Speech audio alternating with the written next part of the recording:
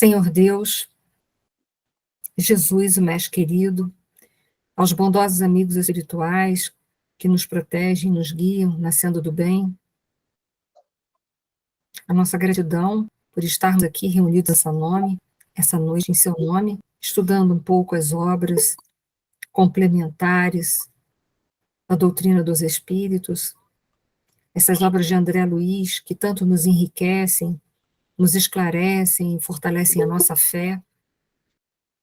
Gratidão por todo esse trabalho desses espíritos, como André Luiz, Emmanuel, do Chico Xavier, o médium que psicografou essas obras. A nossa gratidão a cada um deles que dispuseram do seu tempo para trazerem esses ensinamentos que irão nos ajudar, nos esclarecer e nos libertar da ignorância.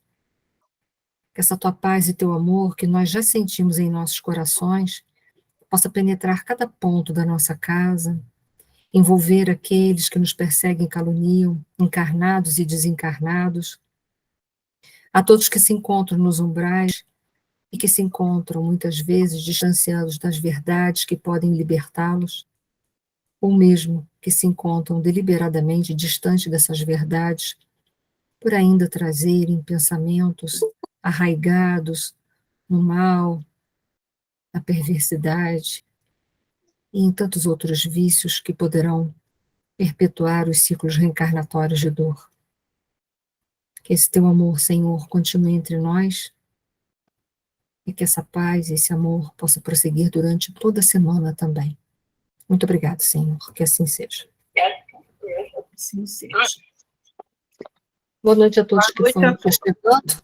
Boa noite, Elizabeth. Eu cheguei um pouquinho os slides, anteriorizei eles um pouco, para a gente lembrar dos assuntos dessa aula anterior, que é o capítulo 5. Nesse ponto aí desses slides, vai estar se referindo à senhora, uma das médiuns que compõe aquela reunião daquela casa espírita, que o André Luiz, junto com Alexandre, se encontra em estudo. E essa irmã, ela se encontra obsidiada pelo marido que desencarnou. E o filho dela, que também reclama de processos de influenciação espiritual, a gente não pode esquecer que ele traz distúrbios na área da sexualidade, do sexual, né? Ele anda às voltas com esta energia sexual e, mesmo sendo casado recentemente, ele procura o prostíbulo vez por outra. Então, o assunto está girando em torno disso, eles estão retornando para casa e vão os três, essa senhora, esse rapaz com um distúrbio na área sexual e mais uma moça, que é irmã desse rapaz e filha dessa senhora, que, sob a influência de Alexandre, ela dá verdadeiramente sérios conselhos para ambos, para que ambos possam relembrar os conceitos da doutrina dos espíritos e tomar a rédea de suas existências novamente. Então, nós voltamos a esse ponto para a gente dar seguimento aí.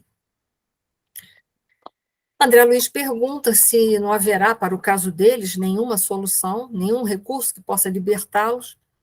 E é claro que o Alexandre explica que já foi feito já foram utilizados inúmeros recursos, mas que é preciso que eles façam a parte deles, né? Tanto a senhora quanto o rapaz, mas que, infelizmente, nenhum dos dois vem fazendo. Eles preferem se desculpar das situações que estão vivendo do que assumir a responsabilidade dos atos da vida deles para que esse processo de obsessão possa ser verdadeiramente tratado e equacionado. E aí André Luiz ainda pergunta se já tentaram ajudar as entidades que estão envolvendo a ambos.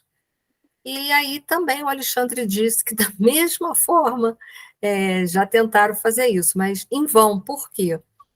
Porque em todo processo de ajuda acaba que um vai buscando o outro, né?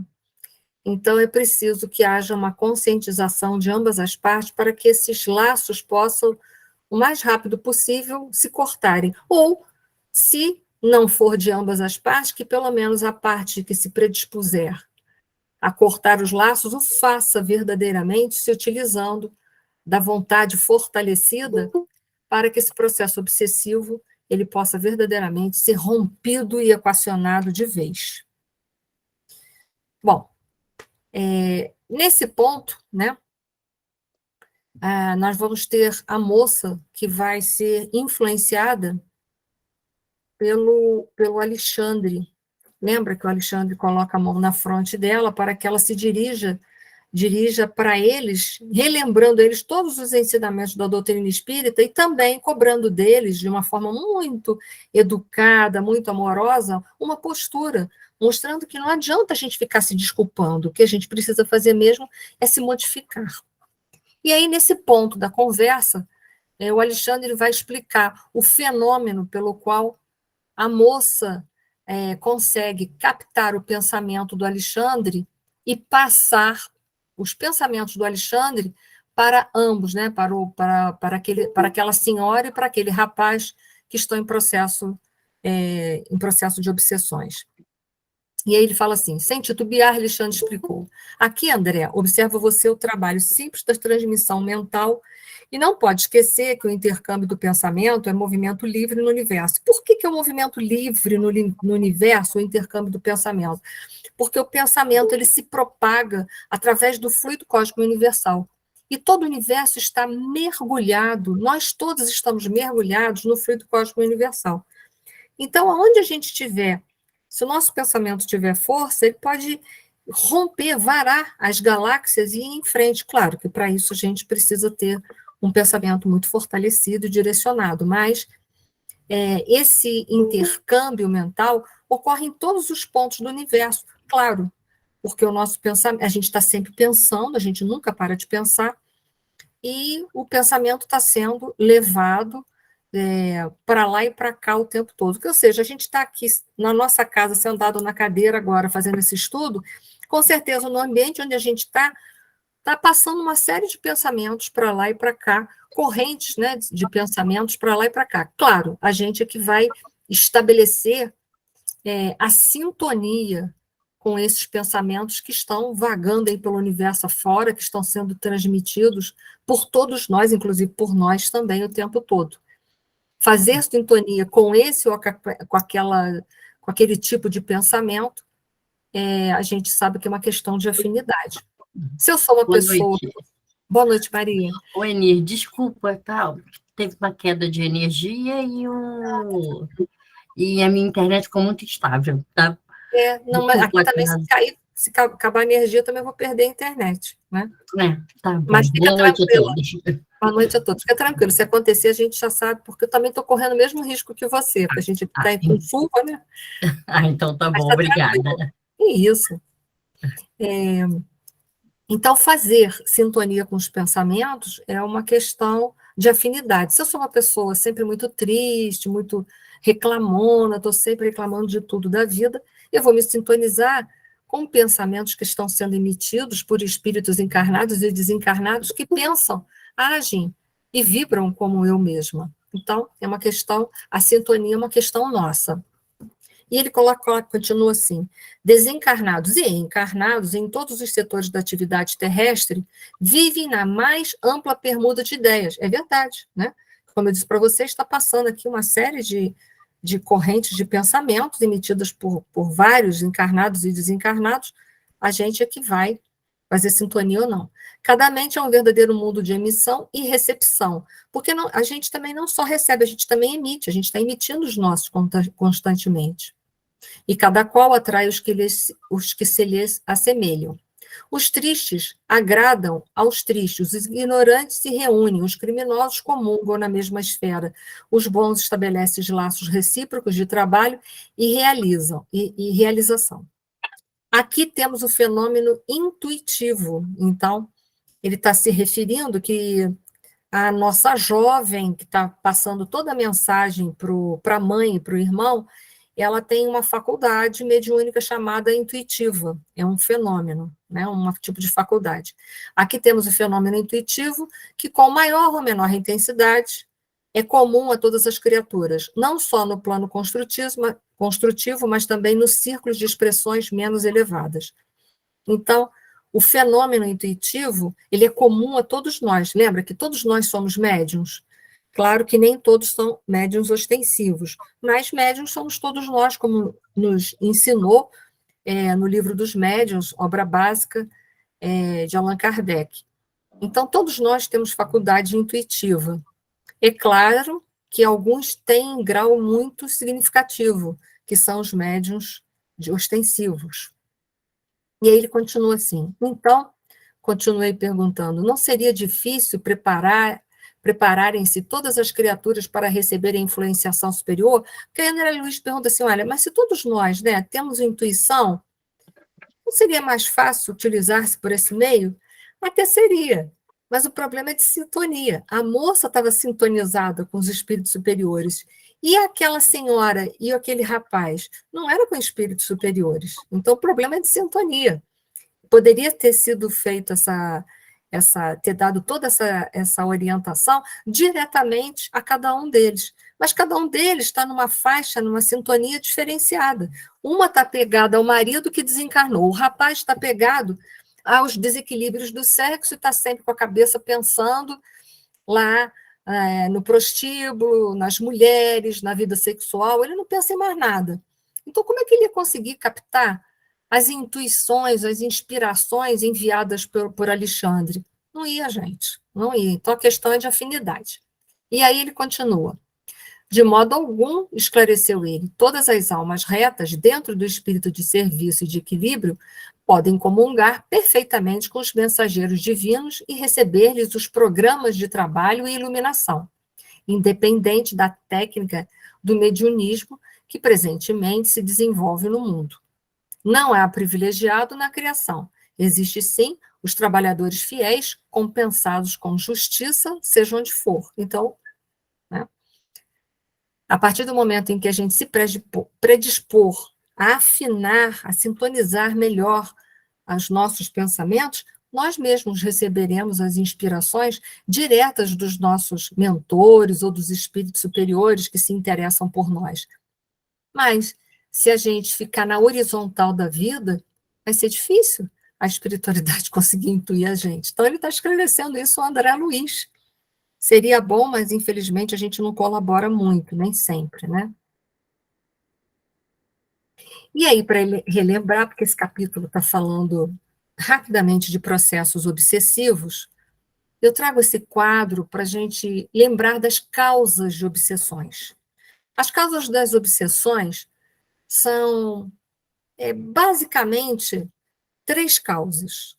São as de causas passadas, ou seja, de outras vidas, inimigos, desafetos que nós fizemos através do nosso comportamento tão difícil, às vezes tão desequilibrado, e que poderá nesta vida, a gente estar colhendo os frutos daquela plantação toda equivocada que a gente fez no passado. O que é essa plantação equivocada? Esses comportamentos destemperados que nós já tivemos, encharcados de vícios, de orgulho, de egoísmo, e que, portanto, a gente pode estar enfrentando uma obsessão em relação a esse comportamento do passado.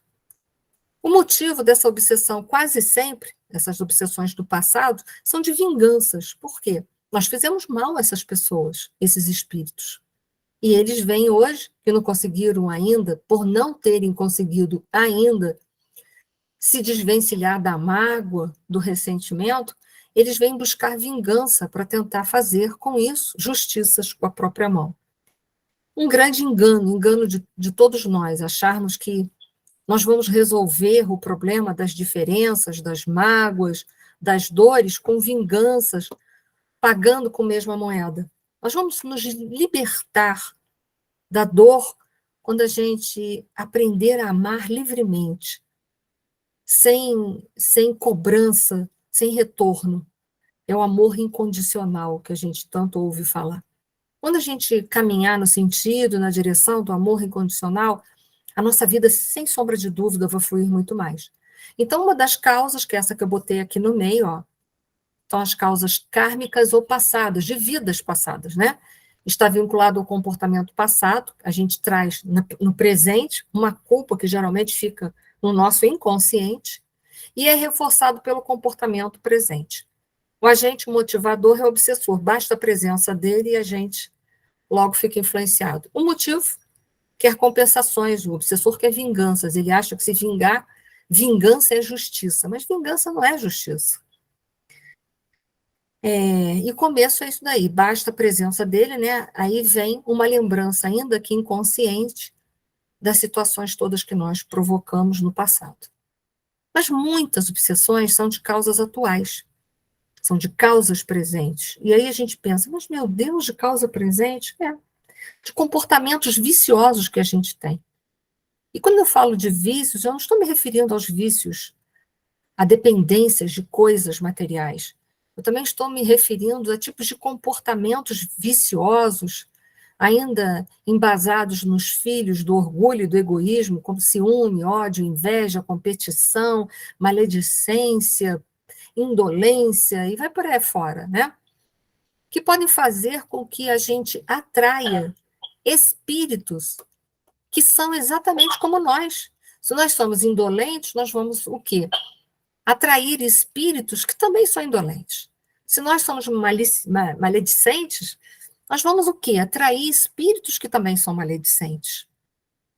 Então, conforme eu coloquei aqui, são aquelas obsessões parasitárias atuais, são referentes a comportamentos do presente, vícios que eu ainda trago dentro de mim, muito arraigados e repetitivos, que acabam atraindo. O agente motivador somos nós mesmos. Cada vez que a gente repete esses vícios, esses espíritos que estão desencarnados pensam assim, ela gosta de fazer fofoca. Um exemplo, eu sou maledicente, gosto de fazer fofoca. Oba, vou colar nela, porque eu também gosto de fazer fofoca. Né? Então, é para afinidade. Né? O motivo, muitas vezes ele quer sensações físicas, ele quer sentir o prazer que gera uma fofoca, ou se eu tenho um vício físico, gosto de comer muito, ele se aproxima de mim para ele sentir novamente aquela experiência de se sentir saciado fisicamente, através dos fluidos que a comida emite, que ele não consegue mais no estado espiritual captar todos aqueles prazeres materiais. Então ele encosta em mim. Então, se eu sou alcoólatra, um outro exemplo, ele vai se sintonizar, ficar próximo de mim, para quê? Para que ele possa perceber novamente o vício, aquilo que a bebida alcoólica produz no organismo, aquela sensação de torpor, de bem-estar. Então, ele se vincula a mim para que ele possa saciar aquilo que também, no passado, quando ele esteve encarnado, ele também fez, ele também praticou, ele também assim agia. Então, não está relacionada a nenhuma vingança do passado, mas sim aquilo que eu ainda posso promover de satisfação, de sensações interessantes para eles. Então, não são obsessores que estão vinculados por vinganças, mas sim por afinidades de vícios que eu ainda trago, imperfeições morais ou vícios ainda voltados para o mundo físico, como drogas, bebidas, glutomia e vai por aí afora. E nós ainda temos um outro tipo de obsessão, que é muito mais comum do que talvez vocês possam imaginar, que são as auto-obsessões. São geradas pelo nosso próprio comportamento, pela nossa falta de autoconhecimento, pelas culpas que a gente vai acumulando e gerando porque a gente não se conhece. Então, vai através do nosso comportamento, por nós não nos conhecermos, nós vamos criando situações difíceis, e aí a gente vai se sentindo cada vez mais culpado por aquele comportamento em relação às pessoas, e aí vai fazendo um círculo vicioso. Então, muitas vezes, muitas pessoas que chegam na casa espírita não têm espírito, às vezes, vinculados a elas. Na verdade, nada mais é do que um processo de auto-obsessão, né? E que estão vinculados a culpas do presente e a culpas do passado, que a gente ainda não conseguiu equacionar, porque a gente não mergulha dentro da gente, a gente não se conhece, a gente não se questiona. e aí a gente não consegue fazer mudanças necessárias para a gente se libertar das culpas. Porque na vida, nem culpa nem desculpa, são dois extremos que são falta de sabedoria. O que a gente precisa fazer diante de erros que a gente comete? Responsabilizar-se por aqueles erros e corrigi-los. Então, não cabe na nossa vida colocar culpa, porque não leva em lugar nenhum, e nem desculpa, porque a desculpa é quando a gente transfere a responsabilidade daquele comportamento que é nosso e é equivocado para o colo, para a responsabilidade do outro, mas que não é do outro, é minha. Então, eu só queria lembrar essas causas de obsessões para vocês, para a gente poder se situar, porque o próximo capítulo a gente vai estar falando de coisas que são importantes em relação a isso, porque vai dar seguimento a esse processo obsessivo desse rapaz e dessa senhora. Ok, gente? Se vocês quiserem fazer alguma pergunta, aproveitem. Então, vamos seguir. Esse capítulo, então, 5 foi equacionado. Vamos para o próximo, 6. A capítulo da oração, capítulo de suma importância para todos nós e que a gente deveria repensar.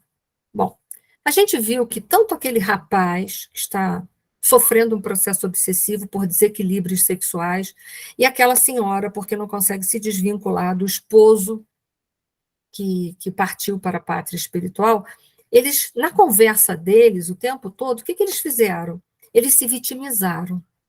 Eles se colocaram numa posição total de vítima, que é uma posição bem confortável, porque quando a gente se vitimiza, a gente passa, naquele instante, a deixar de se responsabilizar, entre aspas, né? Porque a responsabilidade continua nossa, mas é como a gente passa a responsabilidade de tudo aquilo que está acontecendo com a gente passa para uma outra pessoa, como se a outra pessoa ou uma situação fosse responsável pelo contexto ruim da minha vida. Então, eu coloquei esse pensamento ali em cima, que a vítima constitui o algoz. Não existe vítima sem algoz, e não existe algoz sem vítima. É um circuito que a gente precisa cortar isso.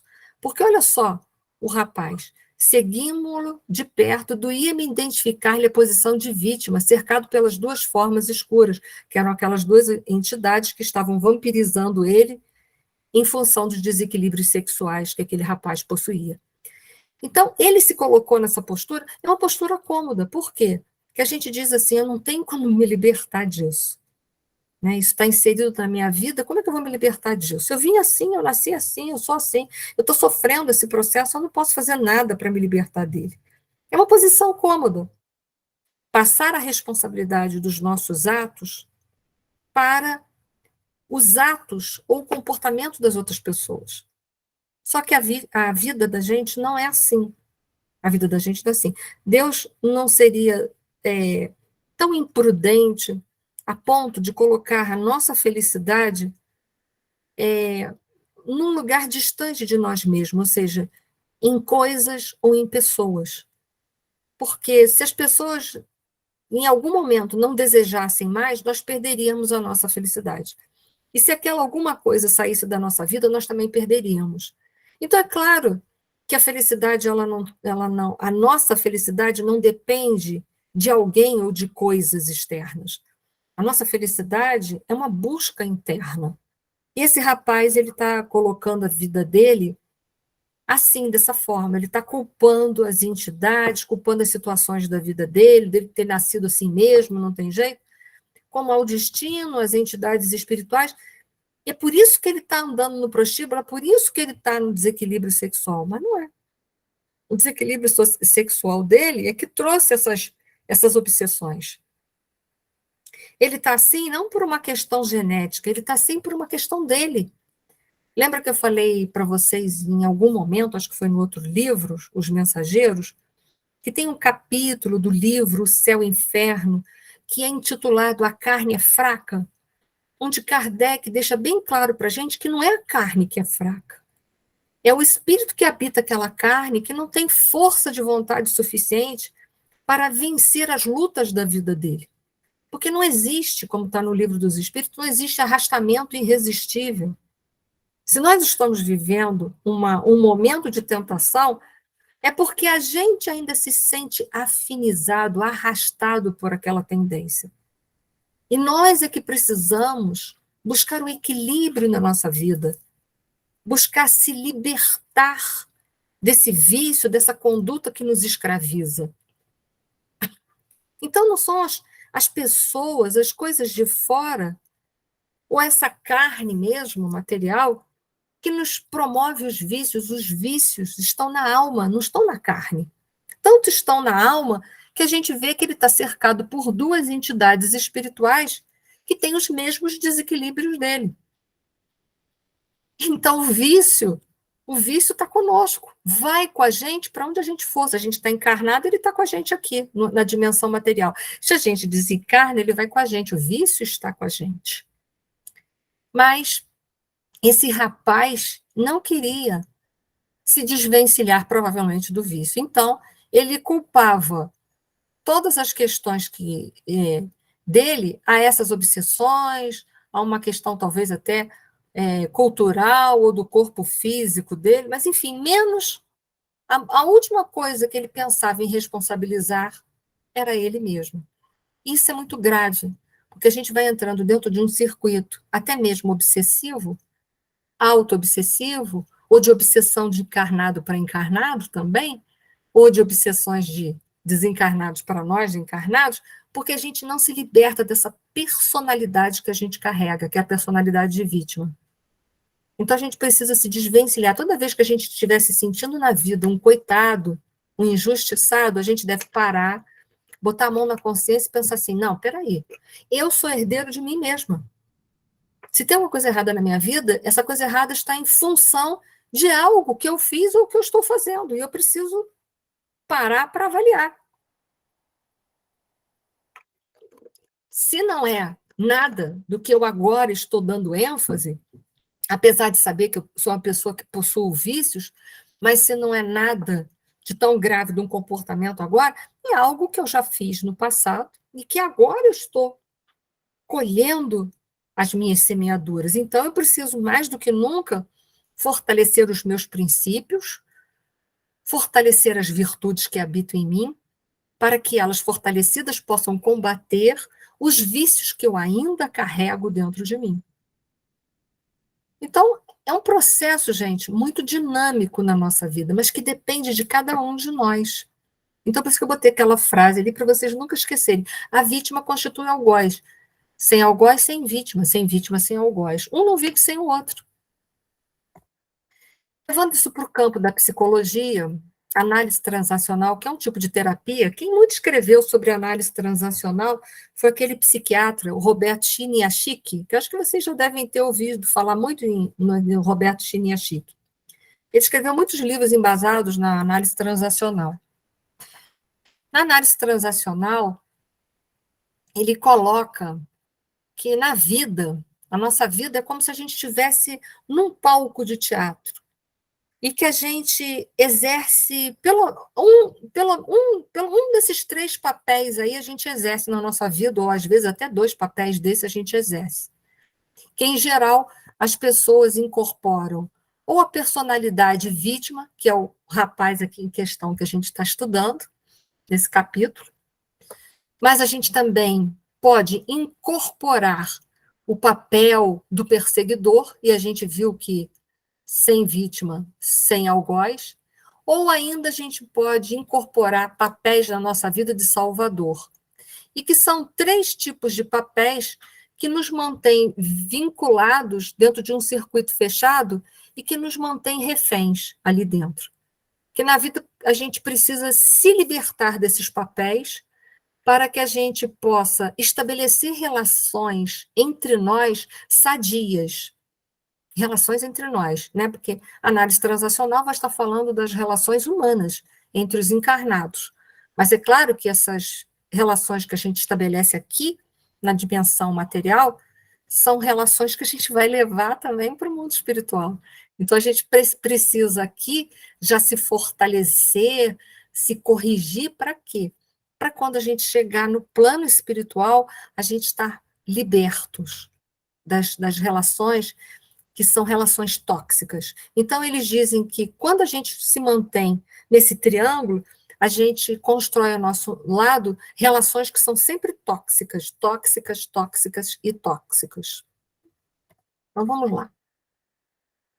Vou falar um pouquinho disso, porque isso vai ao encontro dos processos obsessivos, tanto para a gente entender os processos obsessivos, como para a gente entender isso também na nossa vida, se libertar das influências espirituais que a gente possa ter ou vir a ter, né? Estar ou vir a ter.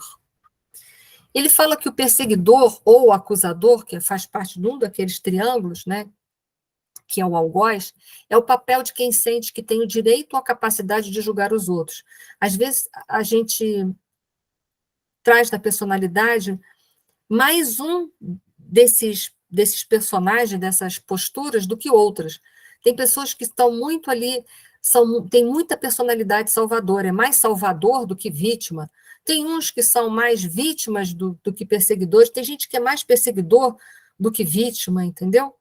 Mas o importante é a gente olhar para dentro de nós e ver qual desses papéis que no meu dia a dia eu tenho exercido com mais frequência. Então, eles falam assim: o perseguidor ou acusador é o papel de quem sente que tem o direito e a capacidade de julgar os outros. Aquela pessoa que está sempre julgando tudo os fatos, é o dono da verdade. Avalia, mede, muitas vezes tem uma ideia de justiça absoluta. Quer dizer, aquela pessoa está acima do bem e do mal, o que ela fala é, né? Normalmente sofre de uma doença comum, mau humor constante. E é verdade.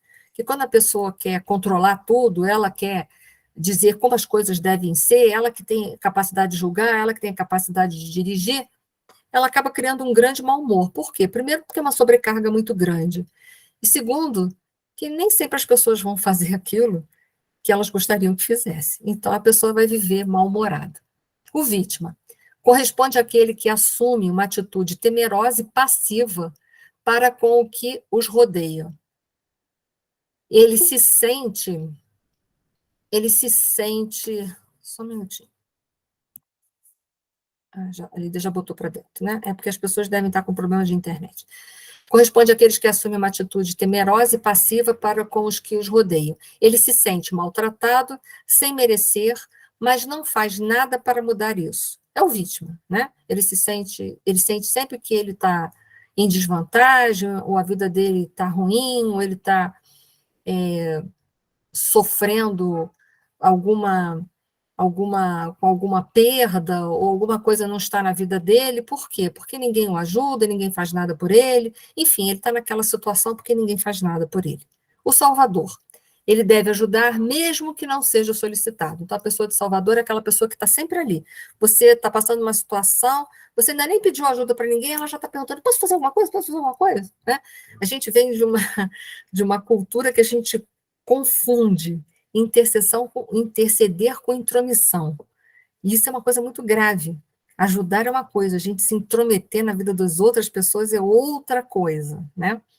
Então, ele deve ajudar mesmo que não seja solicitado. Ele sente a necessidade de tornar-se indispensável para os outros e fomentar seu vício. Geralmente, não resolve seus próprios problemas. É verdade. Ele está sempre disposto a ajudar a vida dos outros, a solucionar a vida dos outros, mas a dele mesmo a gente vê que vai ficando à deriva, literalmente. Mas ele está sempre ali, cuidando da vida de todo mundo. Às vezes a gente tem muito isso na família. É alguém que cuida de todo mundo, mas não cuida da sua própria vida. E é interessante a gente parar para ponderar e avaliar esse tipo de personalidade, que às vezes parece tão evoluído, mas não é. Por quê? Que quando Jesus, nosso Senhor Jesus Cristo, pronunciou que o maior mandamento era amar a Deus sobre todas as coisas e ao próximo como a si mesmo, ele estabeleceu regras, dizendo que se eu tenho que amar o próximo como a mim mesmo, então primeiro tudo acontece dentro de mim, eu tenho que gostar de mim.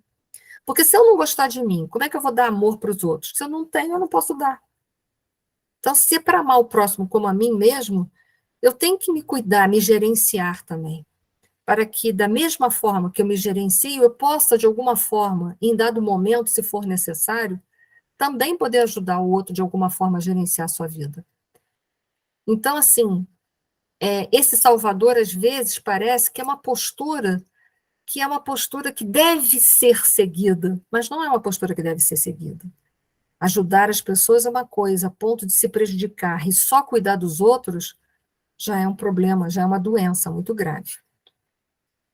Então, esse triângulo dramático de Karpman, que é preconizado principalmente na análise transacional, ele fala que enquanto esse triângulo estiver de pé, a presença desses três papéis estiverem ali de pé, se mantendo, né, esse circuito fechado, nessa troca do dia a dia, nas relações humanas, nas nossas relações do dia a dia, nós vamos ter sempre convivências conflitadas e relacionamentos tóxicos. E a gente vê que o nosso personagem desse livro, ele está estabelecendo o quê? Uma relação de vítima. Quem é o algoz dele ali, precisamente? O algoz dele são os obsessores. Quando é que ele vai se libertar dessa obsessão? Quando ele sair do papel de vítima dele e assumir assim, olha, eu tenho desequilíbrio na área da sexualidade, eu preciso me equilibrar, eu preciso buscar tratamento em todos os sentidos, material, espiritual, psicológico. Para quê? Para me libertar de algo que está simplesmente me escravizando no dia a dia. Quando ele tomar essa responsabilidade para ele, ele sai do papel de vítima e aí simplesmente, naquele instante, ele fecha as portas para toda e qualquer possibilidade de obsessão. Por quê? Porque como que ele vai ser perseguido, como ele vai ser obsidiado se ele fechou a porta? Ele não vai. A obsessão não é um processo passivo. É um processo que a gente dá permissão. A gente permite ao obsessor entrar na nossa vida e fazer o que quer. Por incrível que pareça. É com a nossa permissão. Por quê? Porque os obsessores não colocam em nós nenhum vício. Nós temos os vícios, eles só trabalham com aquilo que nós temos. Ninguém pode colocar vício dentro de mim, assim como ninguém tem o poder de colocar dentro de mim virtudes. As virtudes só eu posso desenvolver e os vícios só eu que posso desejar tê-los ou não. Então, quando ele sair do papel de vítima, ele fecha a porta para esse processo de obsessão. E eu fiz questão de trazer isso para a nossa aula, para a gente pensar se a gente atua num desses papéis aí, para a gente começar a parar. Eu costumo falar que a gente precisa parar de jogar cartas. Que às vezes as relações com a nossa família, às vezes são relações conflitadas, em que a gente assume um desses três papéis ali. E que a gente precisa parar de assumir esses papéis. Porque se a gente mantiver um desses papéis em pé, vivo, virão outros personagens que farão os outros papéis. Por exemplo, se eu manter o papel de salvador encarnado em mim, né? Se eu exercer esse papel em mim, com certeza não vai faltar gente ao meu redor, da minha família, na minha vida de relação, no meu trabalho, que não vai querer se apresentar para mim como vítima de alguma coisa, para que eu possa salvá-los. Porque a vítima está sempre procurando alguém para salvar eles. Por quê? Porque eles acham que eles não podem fazer nada, que é alguém que tem que libertar eles. Eles estão esperando isso, porque eles já empurraram o problema para frente, para o colo de outras pessoas. Então, assim como eles não são responsáveis por aqueles vícios que eles carregam, eles também não são responsáveis pela corrigenda. Eles se colocam nessa postura. Então, eles estão procurando um salvador. Né? Isso é muito comum entrar na casa espírita e as pessoas que estão sofrendo processo obsessivo achar que a casa espírita tem que solucionar. Quer dizer, está buscando a casa espírita, qual é o papel delas? Eles estão idealizando que a casa espírita é um lugar que vai salvá-las. E que lá dentro tem gente capacitada, com poder mediúnico, os salvadores, para salvá-los do processo obsessivo. Mas, em verdade, nenhum de nós pode salvar ninguém de processo obsessivo. A gente pode ajudar, mas salvar não. Foi para todo mundo? Vocês estão tão caladinhos que eu estou achando que vocês não estão entendendo nada. Mas tá, né? Então tá bom. Então vou seguir, hein? Seguir o barco. Diz essa própria análise transacional que, às vezes, a gente muda de papéis dentro desse triângulo, que a gente tem um que é tipicamente o nosso, mas que, em dado momento, a gente pode se revoltar e mudar de jogo. E ele vai explicar. Tipicamente, o salvador, cansado de defender a vítima, a certa altura passa a ser seu perseguidor. E quantas vezes a gente vê isso mesmo? Gente que a vida inteira carregou os outros nas costas, né? Em dado momento fica com raiva daquilo ali, não aguenta mais aquela situação de ficar ali carregando aquela pessoa nas costas, o que faz? Rompe com aquela pessoa e passa às vezes até a maltratá-la, persegui-la. Por quê? Porque ele que se condicionou no papel de vítima. Ele nunca deveria ter entrado nesse papel. Então, em parte, ele também estava culpado. Em parte, ele tem culpa. Por quê? Porque se ele assumiu o papel de salvador, para que ele assumiu o papel de salvador diante de uma pessoa que se apresentou para ele como vítima? Ele deveria ter claro na cabeça dele de que ninguém é vítima de ninguém. E que nem tampouco a gente veio no mundo para salvar ninguém. Aliás, gente, se a gente conseguisse salvar, é beleza, tá ótimo, porque foi isso que a gente veio fazer aqui, tá? Eu não posso salvar vocês e vocês não podem me salvar. Não existe isso. Vocês podem me ajudar, mas me salvar, não. Da mesma forma, é possível que a vítima de repente se sinta no direito de assediar o perseguidor ou o salvador. Por quê? Porque quando ela vê que a pessoa não deu conta de resolver o problema dela, ela fica com raiva e aí ela passa a perseguir muitas vezes aqueles que estavam ali tentando ajudá-la, mas que estava fazendo o papel de perseguidor, né? Essa é a verdade. Deixa eu ver aqui, tem alguma coisa chat. Ah, obrigada, Lorena. Que bom. Que bom que vocês estão conseguindo dar conta aí. Obrigada. Então, vamos voltar aqui, né? Então, é natural isso. Então, ele ainda coloca aqui assim, o perseguidor, por outro lado, após um ato de contrição, pode se tornar o salvador, é verdade, né?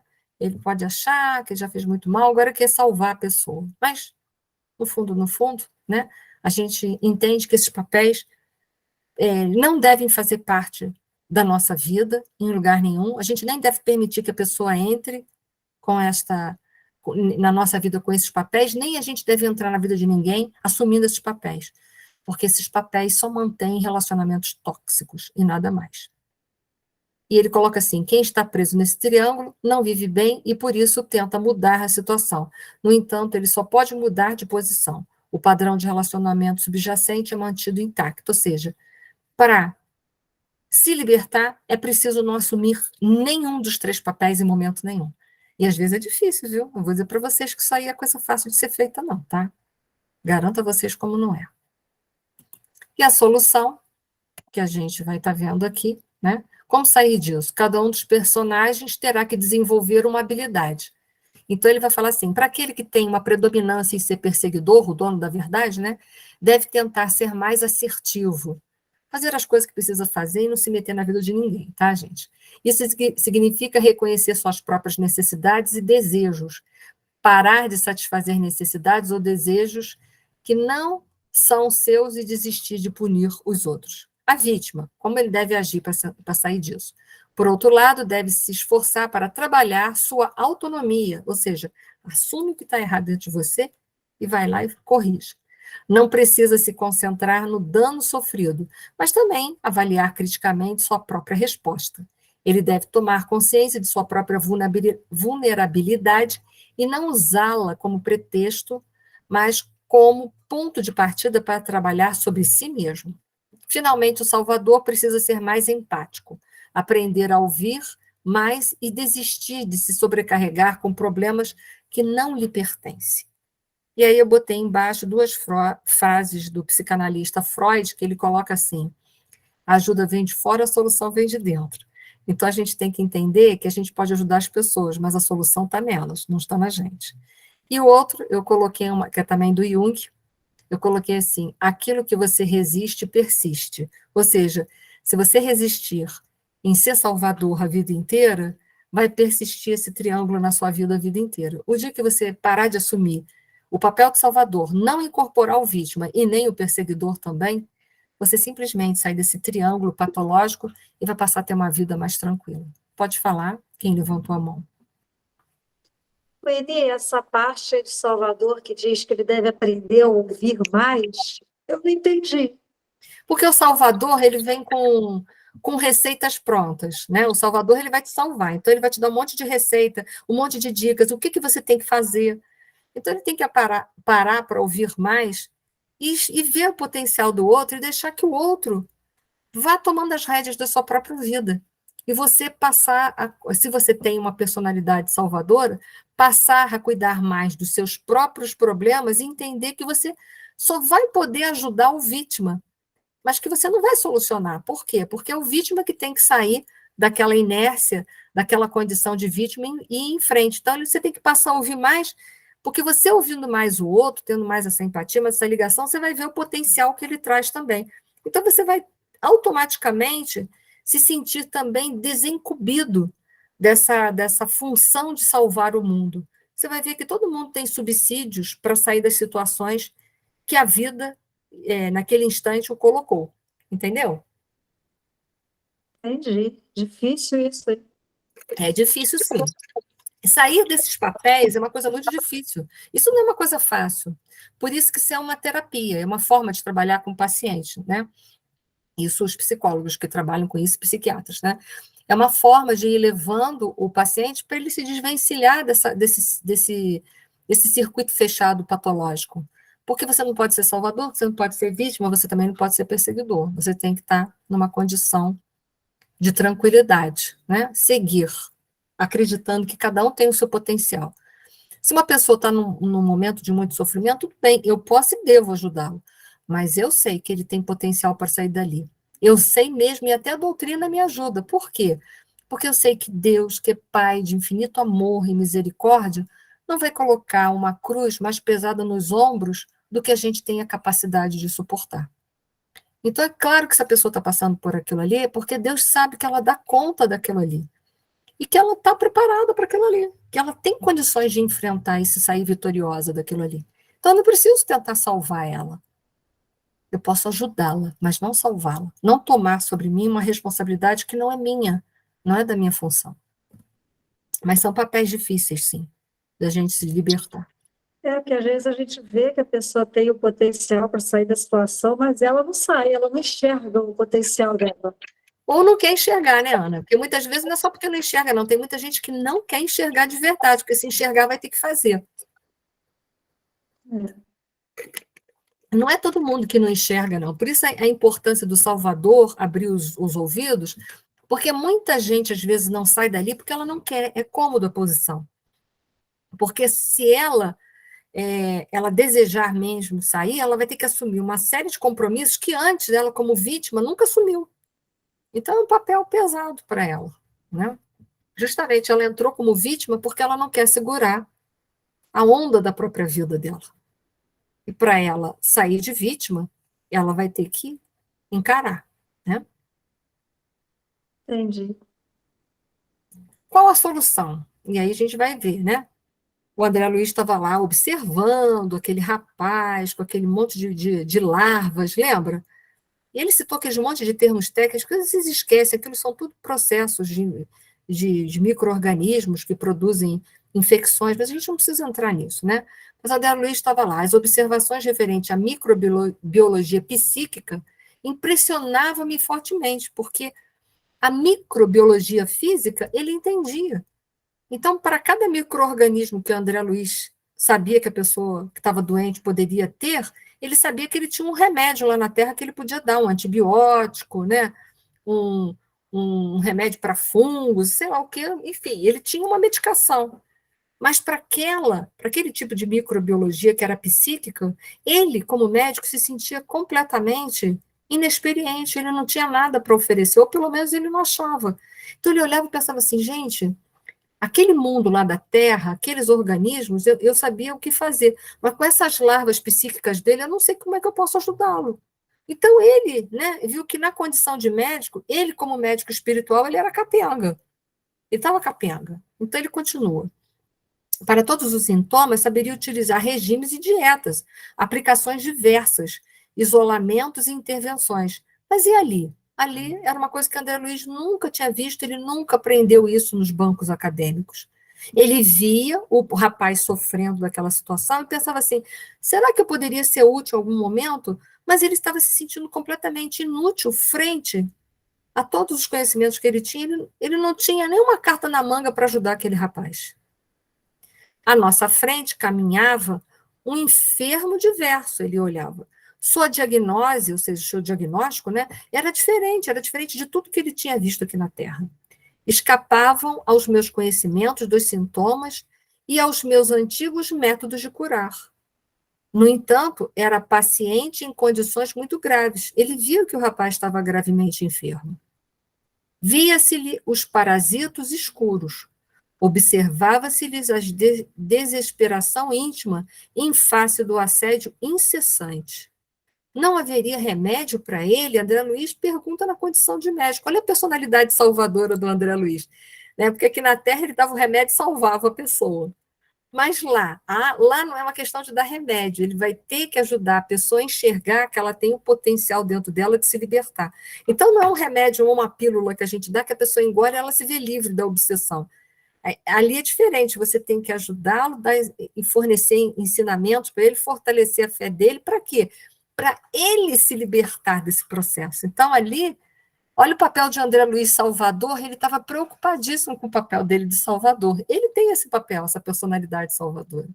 Em geral, as pessoas que escolhem a área de saúde têm personalidade salvadora. Mas o que elas vieram fazer aqui mesmo foram se salvar, né? Não haveria remédio para ele, estaria abandonado e era mais abandonado e era mais infeliz que os doentes do mundo? Ele estava olhando e pensando, né? Que fazer para aliviar-lhes as dores terríveis a se manifestarem à maneira de angustiosas e permanentes inquietações? O que ele podia fazer para ajudar esse rapaz? Então, olha lá a personalidade dele, salvadora, mas ele tem que entender que agora, lá no plano espiritual, é tudo diferente. A gente ajuda, mas o outro tem que fazer a parte dele. Então, vamos lá? E naturalmente, novas reflexões ocorriam-me céleres. Semelhantes expressões microbianas acompanhariam os desencarnados? Boa pergunta. Será que se aquele rapaz hoje desencarnasse, ele levaria aquelas larvas no perispírito dele? Era uma pergunta que André Luiz estava fazendo. Ele é médico, né? Atacariam a alma fora da carne? Quando me debatia em amarguras inexprimíveis nas zonas inferiores, certo havia sido vítimas das mesmas influenciações cruéis. Aí ele faz comparação a quando ele desencarnou, lembra que ele passou 8 anos no umbral? Aí ele lembrou e fez a comparação. Todavia, onde o remédio salutar? Onde o alívio para tamanhas angústias? Então, ele estava buscando. E resposta que ele trazia dentro dele. Porque o que foi que libertou André Luiz dos umbrais, vocês lembram? Que fez com que ele enxergasse Clarencio? Não, já esqueci. A oração. A oração, exatamente. Quando ele faz a oração, né? Aí ele enxerga Clarencio, que já estava sempre por ali, perto dele. Mas a oração tirou os cascões de orgulho dele, né, dos olhos, e ele enxergou Clarencio, porque ele se colocou numa postura de humildade, né? Coisa que a gente às vezes não consegue fazer. E ele conseguiu, e com isso, o que ele fez? Abriu-se os olhos dele para uma nova realidade. Mostrou para ele a saída do inferno que ele estava vivendo, literalmente. O inferno que ele produziu. Não foi o inferno que botaram na vida dele, mas o inferno que ele construiu com o próprio comportamento equivocado dele. E aí vamos lá, né? Porque ele está fazendo essas perguntas todas, o Alexandre vai responder para ele. Essas interrogações íntimas, André, são portadoras de grande bem para o seu coração. Começar a observar as manifestações do vampirismo, as quais não se circunscrevem ao ambiente dos encarnados, então não se circunscreve aos ambientes dos encarnados, né? Vai também para os desencarnados, olha aí. Quase que a totalidade de sofrimentos nas zonas inferiores deve a ela sua dolorosa origem. Criaturas desviadas da verdade e do bem, nos longos caminhos evolutivos, reúnem-se umas às outras para a continuidade das permutas magnéticas de baixa classe. Os criminosos de vários matizes, os fracos da vontade, olha só, então não é só criminosos de vários matizes, né? É interessante a gente pensar criminosos de vários matizes, porque muita gente, a gente se coloca bem distante de ser criminoso, mas a gente comete crime quando a gente, por exemplo, mata a esperança das pessoas, quando a gente é rude com uma pessoa, a gente mata muita coisa dentro dos outros. E, no entanto, a gente, às vezes, se sente muito distanciado de ser um criminoso, né? Então, os criminosos de vários matizes, os fracos da vontade, e aí a gente tem que ver se a nossa está fortalecida, os aleijados do caráter, a gente tem que ver se o nosso caráter está íntegro, os doentes voluntários. O que são doentes voluntários? Aqueles que fomentam suas próprias doenças porque se vitimizam e não querem sair desses circuitos, né? Os teimosos, ó, os teimosos aí, aqueles que insistem em fazer sempre as mesmas coisas, apesar dos conselhos de outras pessoas, os recalcitrantes de todas as situações e de todos os tempos, integram comunidade de sofredores e penitentes do mesmo padrão, arrastando-se pesadamente nas regiões invisíveis ao olhar humano, região essa que o André Luiz já teve lá, né?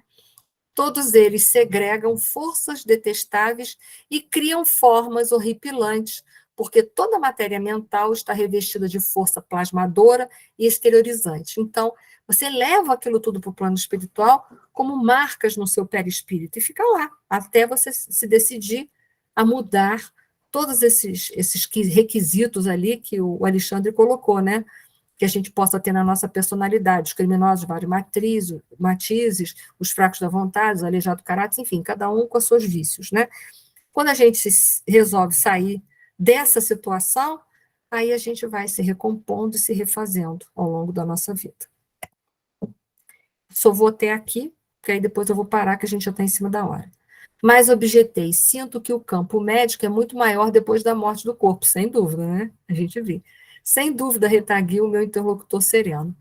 Quando compreendermos a extensão dos ascendentes morais em todos os acontecimentos da vida. Então, foi em cima desses ascendentes morais, que são eles que nos tornam, né, presas de infelicidades, de obsessões, e de etc. e tal, que eu trouxe um exemplo, né, foi o triângulo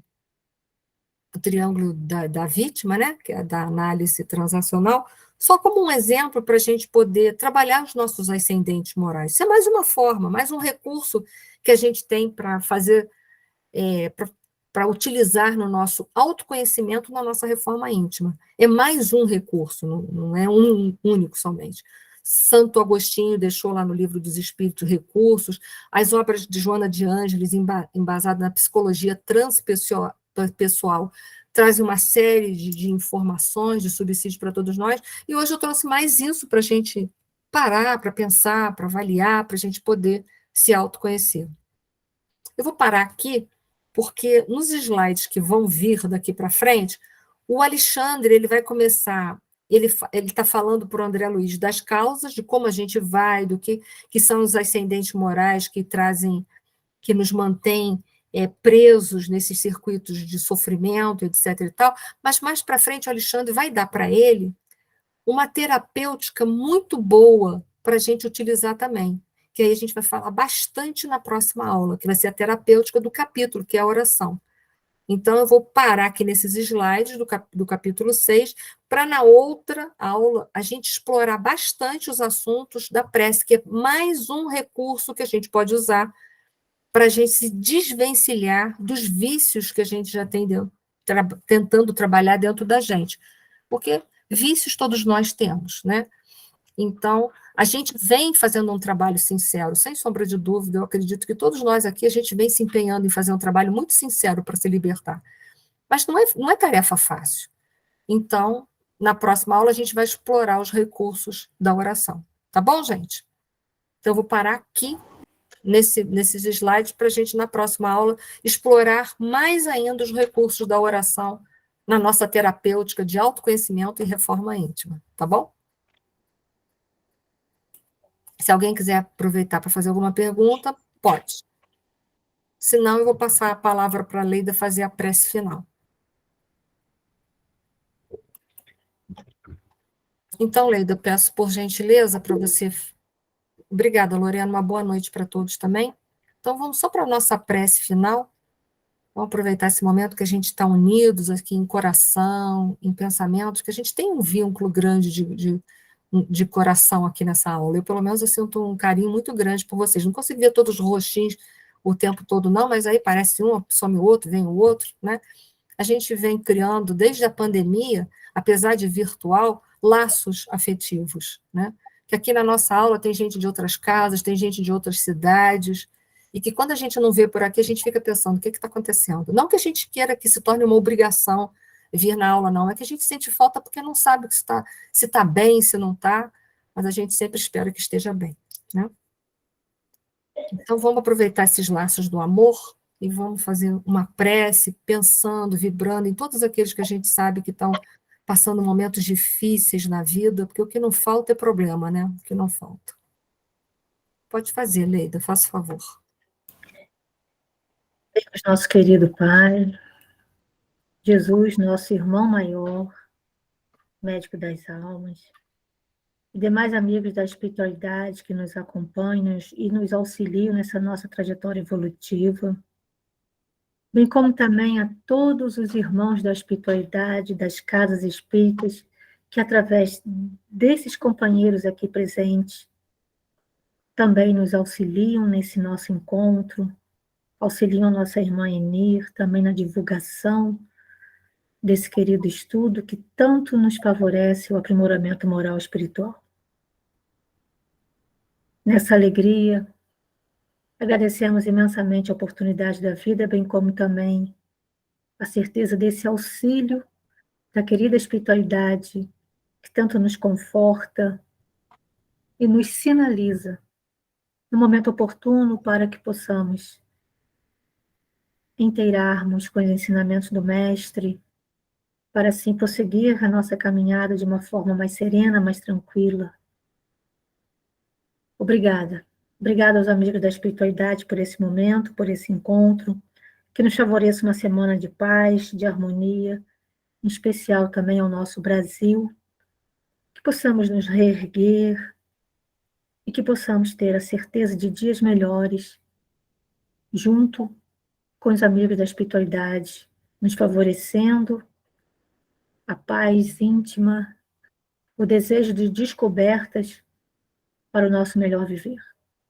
Que nos envolva de paz e harmonia a cada lar aqui presente, bem como também aqueles que temos em mente. E muito te agradecemos pela oportunidade de aqui estarmos e que nos envolva, Mestre, mais uma vez para que possamos nos encontrar na próxima semana, ansiosos assim de aprendizado. Que assim seja. Obrigada a todos, gente.